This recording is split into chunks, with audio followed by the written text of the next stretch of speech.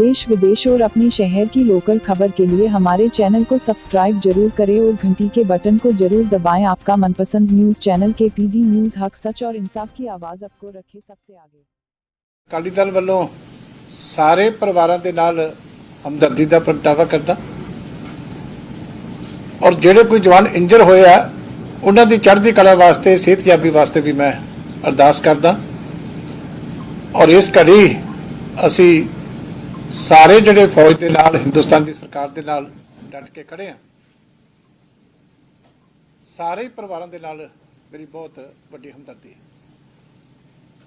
दूजी गल है कि एक तो श्रोमणी अकाली दल ते भारतीय जनता पार्टी वालों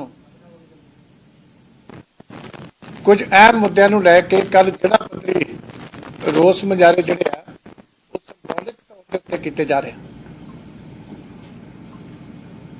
जिहदे विच एक तां जिहड़ा गरीब परिवारां दे नाल बहुत वड्डा अन्याय कीता गया सी सरकार वालों कि उन्हां दे नीले कार्ड कट्टे गए, उन्होंने दोबारा बनाने वास्ते उन्होंने राशन फिर देने वास्ते एक कर्फ्यू के दौरान जो घोटाला वड्डा होया उस घोटाले की राशन के घोटाले की भी जांच कराने वास्ते और 12 उहदे विच मुद्दे आ जिहदे रेवन्यू का लॉस, गन्ने के किसानों को बकाए 3000 रुपया जो किसानों को लेबर जो वध खर्चा आया झोना लवाउण ते उहदा मुआवजा, जिहड़ा बीजां दा स्कैंडल आ उहदी CBI की जांच, जिहड़े टैक्सी ऑपरेटर, कैब ऑपरेटर, बसां वाले आ उन्हां दा टैक्स माफ़ करन दी, सारे मध्यवर्गी परिवारां दे घरां दे बिजली दे, सीवरेज दे, पानी दे बिल माफ़ करन वास्ते ये सारी लंबी लिस्ट है। 14 असीं मेन मुद्दे लैके उहदे उत्ते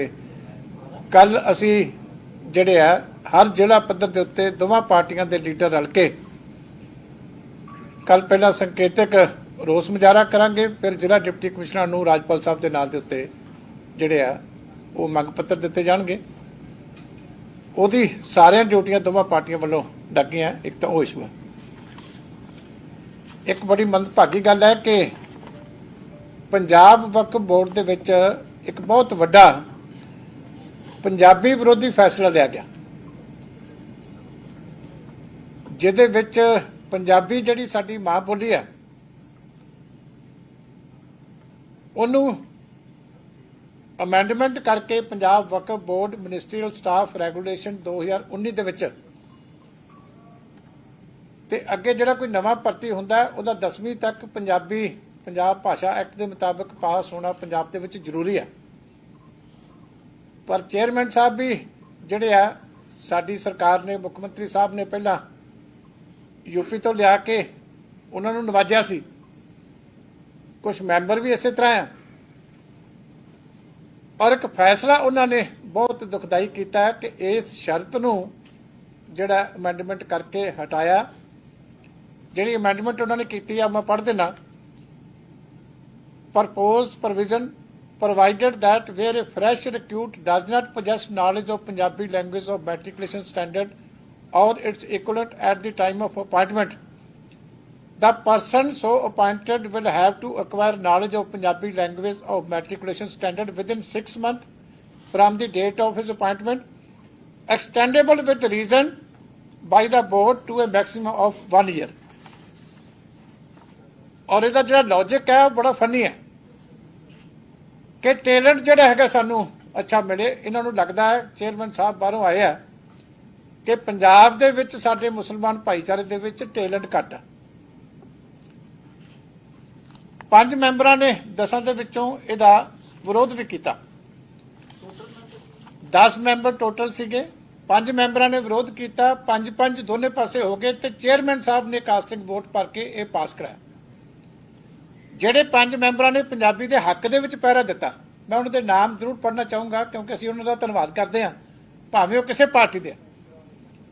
ਸ਼੍ਰੀ ਇਜਾਜ਼ ਆਲਮ, ਮਿਸਿਸ ਸ਼ਬਾਨਾ, इजाज, मिसेज शबाना, सजाद हुसैन, श्री सतर मोहम्मद लिबड़ा और मिसेज जैनब अख्तर। इन्हां 5 मैंबर साहबाना ने जिहड़ा पंजाबी मैंबर ने इन्हां ने ਉਹਦੇ ਤੇ ਪਹਿਰਾ ਦਿੱਤਾ, ਇਹਨਾਂ ਦਾ ਮੈਂ ਧੰਨਵਾਦ ਕਰਦਾ। ਪਰ ਅਫਸੋਸ ਇਸ ਗੱਲ ਦਾ ਹੈ ਕਿ ਚੇਅਰਮੈਨ ਸਾਹਿਬ ਨੇ ਆਪਣੀ ਵੋਟ ਪਾ ਕੇ ਇਹ ਜਿਹੜਾ ਪੰਜਾਬੀ ਵਿਰੋਧੀ ਫੈਸਲਾ ਉਹ ਕੀਤਾ। ਮੈਂ ਮੁੱਖ ਮੰਤਰੀ ਸਾਹਿਬ ਨੂੰ ਹੁਣ ਬੇਨਤੀ ਕਰਦਾ ਕਿ ਉਹਨਾਂ ਦੇ ਕੋਲ ਹੋਮ ਡਿਪਾਰਟਮੈਂਟ ਵੀ ਹੈ, ਇਸ ਕਰਕੇ ਇਮੀਡੀਏਟਲੀ ਇਸ ਫੈਸਲੇ ਨੂੰ ਰਿਵਰਸ ਕੀਤਾ ਜਾਵੇ।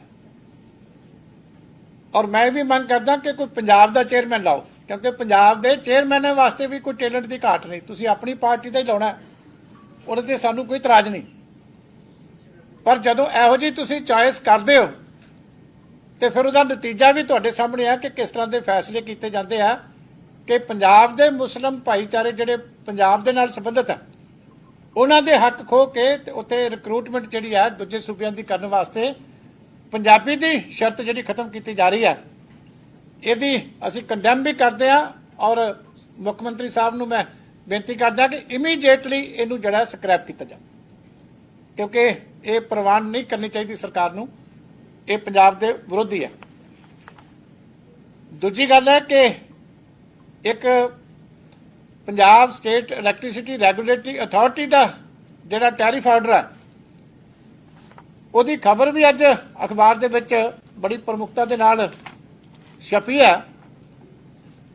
ਔਰ ਬੜੀ ਹੈਰਾਨ ਕਰਨ ਵਾਲੀ ਹੈ ਕਿ ਕਮਿਸ਼ਨ ਕਹਿ ਰਿਹਾ, ਰੈਗੂਲੇਟਰੀ ਅਥਾਰਟੀ ਕਹਿ ਰਹੀ ਹੈ ਕਿ 12 ਸਬ ਡਿਵੀਜ਼ਨਾਂ ਦੇ ਵਿੱਚ ਜਿਹੜੇ ਡਿਸਟ੍ਰੀਬਿਊਸ਼ਨ ਤੇ ਟਰਾਂਸਮਿਸ਼ਨ ਲਾਸਸ ਆ ਉਹ 25% ਹੈ। ਜਿਹੜੇ 10% ਤੱਕ ਉਹਨਾਂ ਨੇ ਕਰਨੇ ਸੀ ਟਾਰਗੇਟ, ਤੇ 25% ਮਤਲਬ ਚੌਥਾ ਹਿੱਸਾ ਜਿੰਨੀ ਬਿਜਲੀ ਜਾ ਰਹੀ ਹੈ ਉਹ ਚੋਰੀ ਹੋ ਰਹੀ ਹੈ। ਇਸ ਤੋਂ ਵੱਡੀ ਅੰਧੇਰਗਰਦੀ ਕੀ ਹੋਊਗੀ? ਅੱਗੇ ਰੇਤਾਂ ਦੀ ਚੋਰੀ ਹੁੰਦੀ ਹੈ, ਸ਼ਰਾਬ ਦੀ ਚੋਰੀ ਹੁੰਦੀ ਹੈ, ਤੇ ਹੁਣ ਜਿਹੜਾ ਬੋਰਡ ਦਾ ਰੈਵਨਿਊ ਹੈ ਉਹ ਤਾਂ ਬਿੱਲ ਹੈ। ਔਰ 12 ਜਿਹੜੀਆਂ ਡਿਵੀਜ਼ਨਾਂ ਦੇ ਵਿੱਚ ਰੈਗੂਲੇਟਰੀ ਕਮਿਸ਼ਨ ਨੇ ਲਿਖਿਆ ਕਿ ਇੱਥੇ 25% ਤੱਕ ਚੋਰੀ ਜਿਹੜੀ ਹੈ ਬਿਜਲੀ ਦੀ ਹੁੰਦੀ ਹੈ। ਔਰ ਕਾਰਨ ਸੁਣ ਕੇ ਤੁਸੀਂ ਹੈਰਾਨ ਰਹਿ ਜਾਓਗੇ, ਜਿਹੜਾ ਲਿਖਤੀ ਤੌਰ ਤੇ ਬੋਰਡ ਨੇ ਉਹਨਾਂ ਨੂੰ ਲਿਖ ਕੇ ਦਿੱਤਾ ਕਿ ਕਾਰਨ ਇਹ ਹੈ ਕਿ ਕਹਿੰਦੇ ਸਾਡੀ ਸੇਫਟੀ ਨਹੀਂ ਹੈਗੀ, ਅਸੀਂ ਚੋਰੀ ਰੋਕਣ ਜਾਂਦੇ ਆ ਤੇ ਸਾਡੀ ਜਾਨ ਨੂੰ ਖਤਰਾ। ਇਹ ਦੇਖੋ ਪੰਜਾਬ ਜਿਹੜਾ ਹੈਗਾ ਇਹਦੀ ਹਾਲਤ ਕਿੱਥੇ ਪਹੁੰਚ ਗਈ ਕਿ ਜਿਹੜੇ ਸਰਕਾਰੀ ਅਧਿਕਾਰੀ ਨੇ ਉਹਨਾਂ ਨੂੰ ਰੈਗੂਲੇਟਰੀ ਕਮਿਸ਼ਨ ਦੀ ਰਿਪੋਰਟ ਦੇ ਵਿੱਚ ਲਿਖ ਕੇ ਦੇਣਾ ਪਿਆ ਕਿ ਲਾਲੈਸਨੈਸ ਇਸ ਤਰ੍ਹਾਂ ਦੀ ਹੈ, ਗੁੰਡਾਗਰਦੀ ਇਸ ਤਰ੍ਹਾਂ ਦੀ ਹੈ ਕਿ ਅਸੀਂ ਰਿਕਵਰੀ ਨਹੀਂ ਕਰ ਸਕਦੇ। ਜੇ ਅਸੀਂ ਜਾਂਦੇ ਹਾਂ ਤੇ ਸਾਡੇ ਬੰਦੇ ਜਿਹੜੇ ਘਰਾਓ ਕਰ ਲਿਆ ਜਾਂਦਾ। ਇਹ ਆਪ ਮਹਿਕਮੇ ਨੇ ਉਹਦੇ ਕੋਲੇ ਰੈਗੂਲੇਟਰੀ ਅਥਾਰਟੀ ਕੋਲੇ ਮੰਗ। ਤੇ ਮੈਂ ਮੁੱਖ ਮੰਤਰੀ ਸਾਹਿਬ ਨੂੰ ਕਹਿਣਾ ਕਿ 25% ਚੋਰੀ ਕਿੰਨੇ ਸੈਂਕੜੇ ਕਰੋੜਾਂ ਦੀ ਬਣਦੀ। 12 ਜਿਹੜੀਆਂ ਡਿਵੀਜ਼ਨਾਂ ਦੇ ਵਿੱਚ 25% ਚੋਰੀ ਹੋਣੀ। ਹੁਣ ਦੱਸੋ ਕਿੰਨੇ ਜਿਹੜੇ ਸੈਂਕੜੇ ਕਰੋੜਾਂ ਦਾ ਇਹ ਲਾਸ ਹੈ, ਛੋਟੀ ਗੱਲ ਨਹੀਂ ਹੈ। ਔਰ ਇਹ ਲਾਸ ਜਿਹੜਾ ਚੋਰੀ ਕਰਕੇ ਹੋ ਰਿਹਾ, ਔਰ ਇਹ ਖਾਤੇ ਕਿਤੇ ਪੈ ਰਿਹਾ, ਕਿਤੇ ਤੁਹਾਡੇ ਖਾਤੇ ਪੈ ਰਿਹਾ, ਕਿਤੇ ਇੰਡਸਟਰੀ ਦੇ ਖਾਤੇ ਪੈ ਰਿਹਾ, ਕਿਸੇ ਹੋਰ ਦੁਕਾਨਦਾਰ ਦੇ ਖਾਤੇ ਪੈ ਰਿਹਾ। ਕਿਉਂਕਿ ਇਹ ਜਿਹੜੀ ਖਪਤ ਜਿਹੜੀ ਇਹਦਾ ਕਿਸੇ ਨਾ ਕਿਸੇ ਨੂੰ ਤਾਂ ਜੁਰਮਾਨਾ ਭਰਨਾ ਪੈ ਹੀ ਰਿਹਾ ਨਾ। ਤੇ ਇਹ ਰੋਕੀ ਕਿਉਂ ਨਹੀਂ ਜਾਂਦੀ? ਪੰਜਾਬ ਦੀ ਜਿਹੜੀ ਲਾਲੈਸਨੈਸ ਆ, ਕਿਉਂਕਿ ਬਿਜਲੀ ਬੋਰਡ ਦਾ ਮਹਿਕਮਾ ਵੀ ਜਿਹੜਾ ਹੈਗਾ ਬੜਾ ਇੰਪੋਰਟੈਂਟ ਮਹਿਕਮਾ, ਔਰ ਮਹਿਕਮਾ ਲਿਖ ਕੇ ਦੇ ਰਿਹਾ ਕਿ ਅਸੀਂ ਬੇਵਸ ਹਾਂ।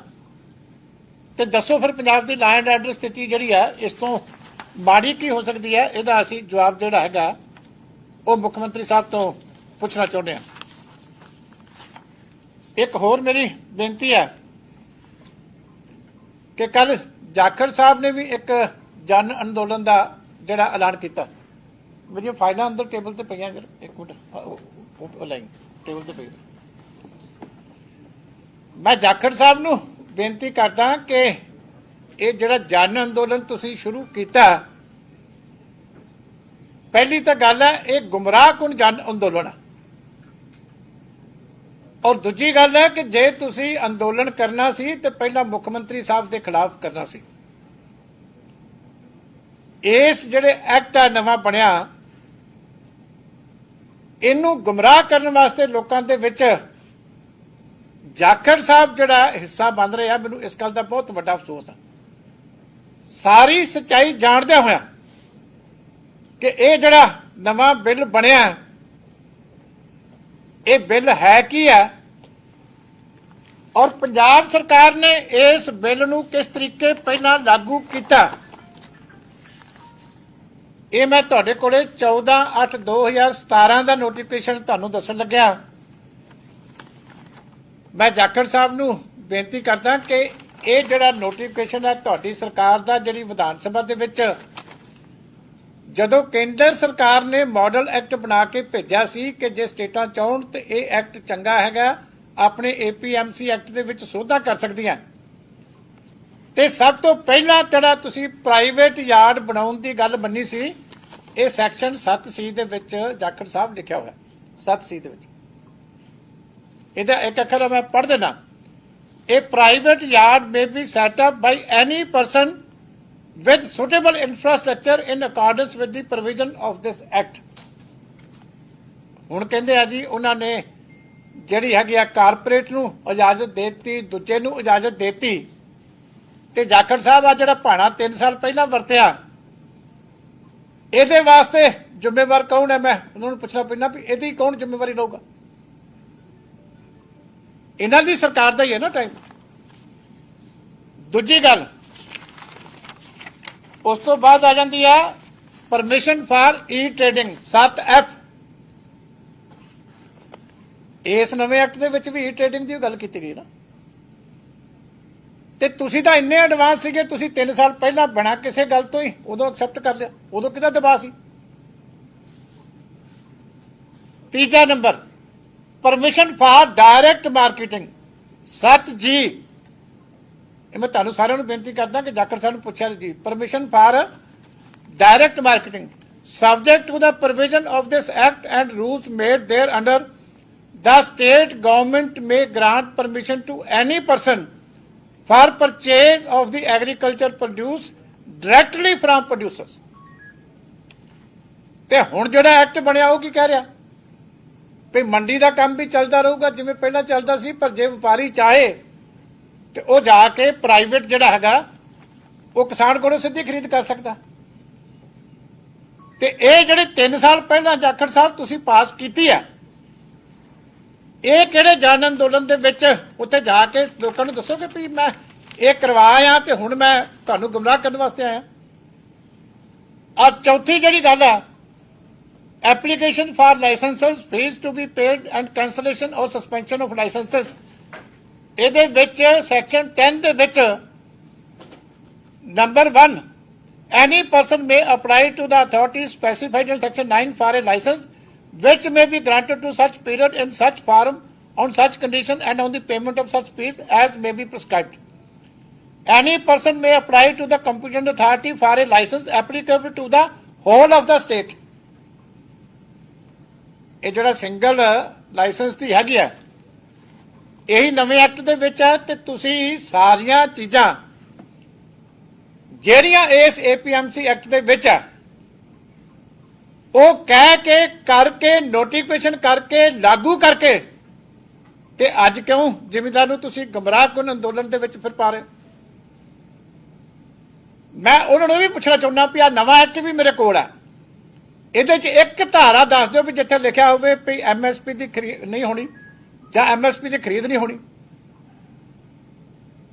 ਕੋਈ ਐਕਟ ਦੱਸ ਦੇਣ ਮੈਨੂੰ ਜਿਹੜਾ ਨਵੇਂ ਐਕਟ ਦੇ ਵਿੱਚ ਵੀ ਕਿਹੜੀ ਕਲਾਸ ਦੇ ਵਿੱਚ ਲਿਖਿਆ। ਹਾਲਾਂਕਿ ਹਿੰਦੁਸਤਾਨ ਦੇ ਖੇਤੀਬਾੜੀ ਮੰਤਰੀ ਨੇ 2 ਵਾਰੀ ਪ੍ਰੈਸ ਕਾਨਫਰੰਸ ਕਰਕੇ ਕਹਿਤਾ, ਫਿਰ ਜਾਖੜ ਸਾਹਿਬ ਉਦੋਂ ਬਾਅਦ ਗਡਕਰੀ ਸਾਹਿਬ ਦੇ ਇੱਕ ਬਿਆਨ ਦੇ ਉੱਤੇ ਕੰਟਰੋਵਰਸੀ ਹੋਈ ਸੀ, ਉਹਨਾਂ ਨੇ ਵੀ ਅਗਲੇ ਦਿਨ ਬਿਲਕੁਲ ਕਲੀਅਰ ਕਰਕੇ ਕਹਿਤਾ ਕਿ ਕੋਈ ਸਵਾਲ ਹੀ ਪੈਦਾ ਨਹੀਂ ਹੁੰਦਾ। ਅਸੀਂ ਕਹਿ ਦਿੱਤਾ ਕਿ ਕਿਸੇ ਵੀ ਹਾਲਤ ਦੇ ਵਿੱਚ ਖਰੀਦ ਨਹੀਂ ਬੰਦ ਹੋਊਗੀ, MSP ਨਹੀਂ ਬੰਦ ਹੋਊਗੀ। ਤੇ ਮੈਂ ਜਾਖੜ ਸਾਹਿਬ ਨੂੰ ਇੱਕ ਹੋਰ ਚੈਲੰਜ ਦੇਣਾ ਵੀ ਜੇ ਆਉਣ ਵਾਲੀ ਫਸਲ ਦੀ ਖਰੀਦ MSP ਤੇ ਹੋ ਗਈ ਫਿਰ ਅਸਤੀਫਾ ਦਿਓਗੇ? ਮੈਂ ਸਾਰੀ ਕਾਂਗਰਸ ਪਾਰਟੀ ਨੂੰ ਕਹਿਣਾ ਚਾਹੁੰਦਾ ਕਿ ਹੁਣ ਝੋਨੇ ਦੀ ਖਰੀਦ ਆਉਣੀ ਹੈ, ਅਸੀਂ ਕਹਿ ਰਹੇ ਹਾਂ MSP ਤੇ ਹੋਊਗੀ, ਅਸੀਂ ਕਹਿ ਰਹੇ ਹਾਂ ਉਸੇ ਤਰੀਕੇ ਹੀ ਹੋਊਗੀ, ਪਰ ਜੇ ਇਹ ਕਹਿੰਦੇ ਆ ਕਿ ਇਸ ਐਕਟ ਦੇ ਨਾਲ ਇਹ ਖਤਮ ਹੋ ਗਈ ਤੇ ਫਿਰ ਐਤਕੀ ਝੋਨੇ ਤੇ ਖਤਮ ਹੋਣੀ ਚਾਹੀਦੀ ਹੈ।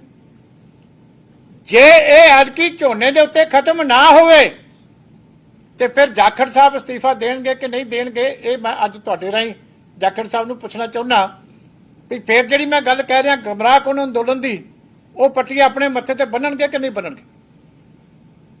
इस करके खुला चैलेंज है उन्होंने, एक्सैप्ट करना चाहिए मेरा चैलेंज कि की जाखड़ साहब जे खरीद अगली MSP ते होई, अशोर्ड प्रोक्योरमेंट होई, ते की अस्तीफा देणगे कि नहीं देणगे, इस गल का क्लीयर कट मैं करना चाहता। दूजे भी पार्टियां वाले आ जिहड़े आम आदमी पार्टी वाले, इन्होंने भी मैं पुछदा भी तुहाडा सुभाव बन गया कि जो कांग्रेस ने चिट्ठी लिख के तुहाडी जेब च पाउणी है वो लैके तुसीं भज पैंदे उहनूं पढ़ लिया करो भी इहदे विच कोई लॉजिक है कि नहीं है।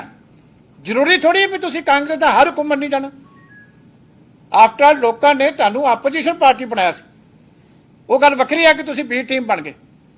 पर हुण माड़ा मोटा तो सोचो कि हर गल जिहड़ी स्टेट गवर्नमेंट कहिंदी आ यही कर करके तुहाडे MLA उन्होंने शामिल करा ले। थोड़ा जिहा फर्क रखना चाहिए सी सरकार नालों। जदों नहीं रखिया तो अपने MLA भी इन्हां दे कांग्रेस जा वड़े। इस करके हुण सोचो, गुमराह ना करो लोगों नूं। जे कोई गल है, मैं सुजैशन मंगदा इन्हां तो ओपनली कि कोई इंप्रूवमेंट तुसीं बिल दे विच चाहुंदे हो, सुजैस्ट कर सकते हो तो करो, मीडिया 'च करो, किते करो, पर घट्टो घट्ट लोगों नूं गुमराह ना करो। धन्नवाद जी।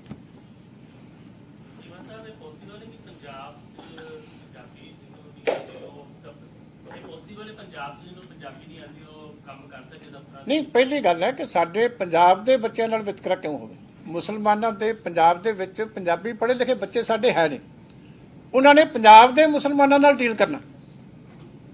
उन्होंने सारिਆਂ ਦੇ ਬੱਚੇ ਇੱਥੇ ਸਾਡੇ ਸਟੇਟ ਦੇ ਸਕੂਲਾਂ 'ਚ ਪੜ੍ਹਦੇ ਆ, ਪੜ੍ਹੇ ਲਿਖੇ ਆ, ਪੰਜਾਬੀ ਪੜ੍ਹਦੇ ਆ, ਸਮਝਦੇ ਆ, ਲਿਖਦੇ ਆ, ਤੇ ਫਿਰ ਤੁਸੀਂ ਉਹਨਾਂ ਨੂੰ ਦੇ ਕੇ ਤੇ ਇਹਦਾ ਮਤਲਬ ਹੈ ਕਿ ਪਲਾਨ ਬਣਾਈ ਜਾ ਰਹੀ ਹੈ ਕਿ ਅਸੀਂ ਭਰਤੀ ਸਾਰੀ ਬਾਹਰ ਦੀ ਕਰਨੀ। चेयरमैन का नाम है जुनैद कुछ है, मैं तुम दस मैं दसना है, लिखा देना तुम है मेरे को नाम।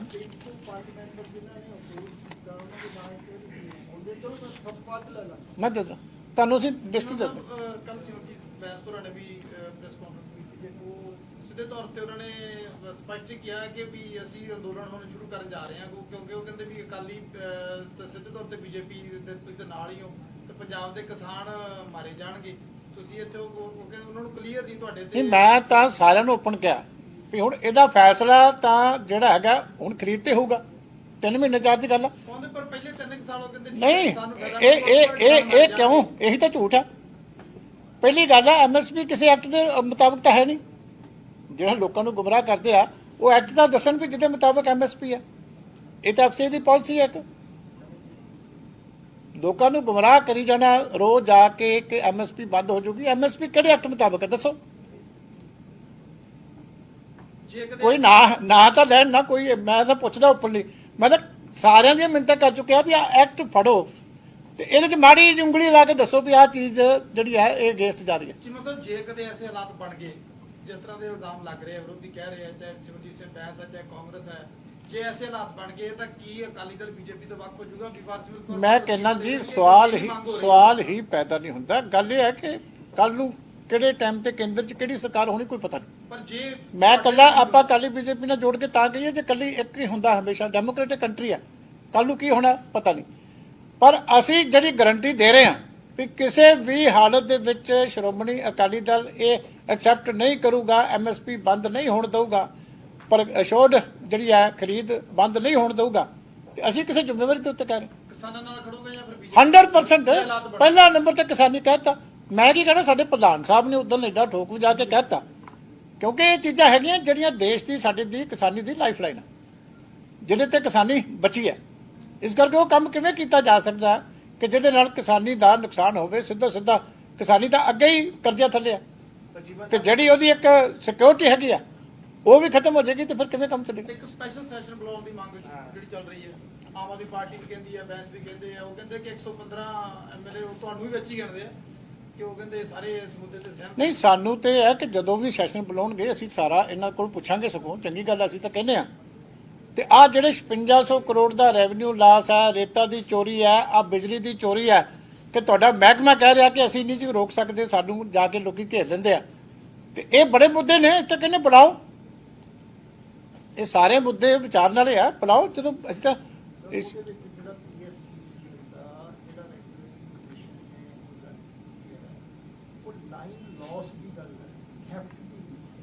ਤੁਸੀਂ ਪੜ੍ਹੀ ਨਹੀਂ ਰਿਪੋਰਟ, ਪੜ੍ਹੀ ਨਹੀਂ ਪਹਿਲਾਂ, ਪੜ੍ਹੀ ਨਹੀਂ ਰਿਪੋਰਟ, ਪੜ੍ਹੀ ਨਹੀਂ ਰਿਪੋਰਟ, ਤੁਸੀਂ ਰਿਪੋਰਟ ਪੜ੍ਹੀ ਨਹੀਂ।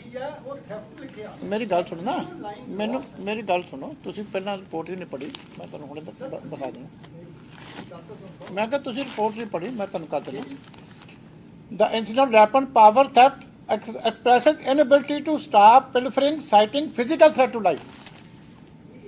ਇਹ ਫਿਰ ਅਖਬਾਰਾਂ ਝੂਠ ਬੋਲਦੇ ਆ ਨਹੀਂ, ਇਹ ਤੁਸੀਂ ਕਰਸਪੌਂਡ ਨਹੀਂ ਕਰ ਰਿਹਾ। ਨਹੀਂ ਕੋਟ ਕੀਤੀ ਉਹਨੇ, ਮੈਂ ਤੁਹਾਨੂੰ ਉਹ ਵੀ ਪੜ੍ਹ ਕੇ ਦੱਸ ਨਾ ਜਿਹੜੀ ਗੱਲ ਆ। ਮੈਂ ਕਿਹਾ ਜੀ ਸੁਣੋ, surprise raids to curb power were made but the employees were crowd and manhandled. Rural feeders in these areas report more losses, the PSPCL said in its reply. PSPCL in its reply, ਜਿਹੜਾ ਉਹਨਾਂ ਨੇ ਜਵਾਬ ਦਿੱਤਾ ਉਹਨਾਂ ਨੂੰ, regulator ਨੂੰ, ਉਹ 'ਚ ਕਿਹਾ ਹੈਗਾ ਵੀ ਇੱਥੇ ਸਾਡੀ ਪੇਸ਼ ਨਹੀਂ ਜਾਂਦੀ, ਵੀ ਲਾਸੇਜ ਇੱਥੇ ਹੈ, ਇਹਨਾਂ ਫੀਡਰ ਦੇ ਵਿੱਚ ਹੈ, ਸਾਡੀ ਪੇਸ਼ ਨਹੀਂ ਜਾਂਦੀ, ਸਾਡੀ ਜਾਨ ਨੂੰ ਖਤਰਾ। ਦੁਬਾਰਾ ਪੜ੍ਹ ਲਓ, ਹੁਣ ਤਾਂ ਤੁਸੀਂ ਆਪ ਪੜ੍ਹ ਲਓ। ਮੈਂ ਜਾਖੜ ਸਾਹਿਬ ਵਾਂਗੂ ਕਦੀ ਝੂਠ ਨਹੀਂ ਮਾਰਦਾ।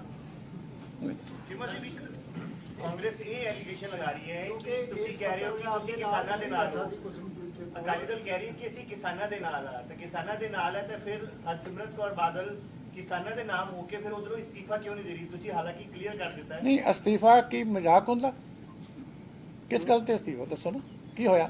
ਕਿ ਹਿਮਾਇਤ ਫਿਰ ਕਿਸ ਚੀਜ਼ ਦੀ? ਨਹੀਂ, ਹਮਾਇਤ ਕਿਸ ਚੀਜ਼ ਦੀ? ਸਰਕਾਰ ਚੱਲ ਰਹੀ ਹੈ, ਸਾਡੀ ਹਮਾਇਤ ਹੈ। ਅਸਤੀਫਾ ਕਿਸ ਗੱਲ ਤੇ ਦੱਸੋ ਨਾ, ਕਾਰਨ ਵੀ ਹੁੰਦਾ ਕਿ ਅਸਤੀਫਾ ਖੇਡਣਾ ਹੁੰਦਾ। ਏਦਾਂ ਨਹੀਂ ਤਾਂ ਕੋਈ ਟਰਮ ਨਹੀਂ ਵੀ ਤੁਸੀਂ ਕਿਸੇ ਦੇ ਅਲਾਇੰਸ ਪਾਰਟਨਰ ਹੋ ਤੇ ਰੋਜ਼ ਦਿਹਾੜੀ ਅਸਤੀਫਾ, ਉੱਥੇ ਇੰਸੀਡੈਂਟ ਹੋ ਗਈ ਅਸਤੀਫਾ, ਠੀਕ ਨਾ? ਇੱਦਾਂ ਕਾਹਦਾ ਅਸਤੀਫਾ ਦੇ? ਮੈਂ ਤਾਂ ਪੁੱਛ ਰਿਹਾ ਐਕਟ ਉਹਨਾਂ ਨੂੰ ਲੈ ਕੇ, ਅਸੀਂ ਪਿੱਛੇ ਭੱਜ ਕੇ ਪੁੱਛ ਰਹੇ ਹਾਂ ਵੀ ਕੋਈ ਸੁਝਾਅ ਦਿਓ, ਵੀ ਹਾਲੇ ਪਾਰਲੀਮੈਂਟ 'ਚ ਪੇਸ਼ ਹੋਣਾ ਹੈ, ਕੋਈ ਸੁਝਾਅ ਦਿਓ, ਕੋਈ ਨੁਕਸ ਲੱਭ ਕੇ ਦਿਓ।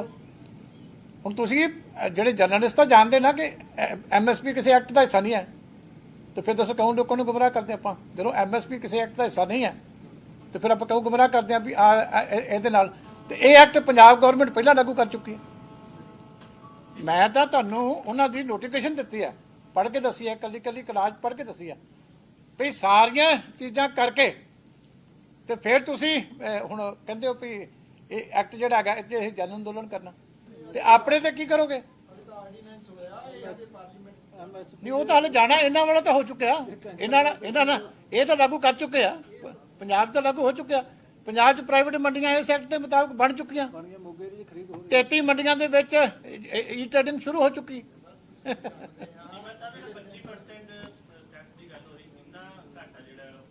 ਨਹੀਂ, ਤੁਸੀਂ ਦੇਖੋ ਜਿਹੜਾ ਟੋਟਲ ਉਹਦਾ ਰੈਵਨਿਊ ਹੈਗਾ 12 ਡਿਵੀਜ਼ਨਾਂ ਦਾ ਕਿੰਨਾ ਹੋਊਗਾ?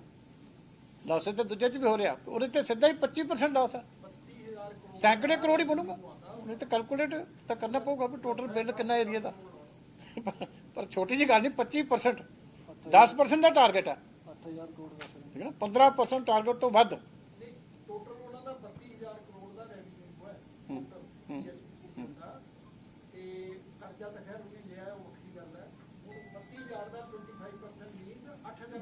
ਬਾਰਾਂ ਡਿਵੀਜ਼ਨਾਂ 'ਚ 25%, 12 ਡਿਵੀਜ਼ਨ, ਉਹਨਾਂ ਡਿਵੀਜ਼ਨਾਂ ਦਾ ਕੱਢਣਾ ਪਊਗਾ ਨਾ ਤੁਹਾਨੂੰ ਟੋਟਲ ਰੈਵਨਿਊ। ਥੈਂਕ ਯੂ ਜੀ, ਥੈਂਕ ਯੂ।